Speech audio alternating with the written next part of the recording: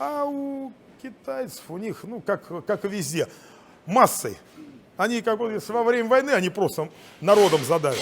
Там у них миллиардов сколько. То же самое и здесь производство. А по качеству, ну вот смотрите, споттеры, вот эти китайские гробы на колесах сразу в тележку вмонтированы, они все одинаковые. Бренды и цвета только разные.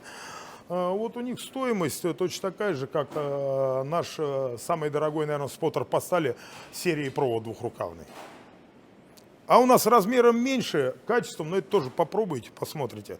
Я когда в командировке езжу, вот попадаются азартные люди, начинают спорить. Ну, всегда что-нибудь там, литр хорошего вискаря или водки выиграешь, потому что многие просто не верят.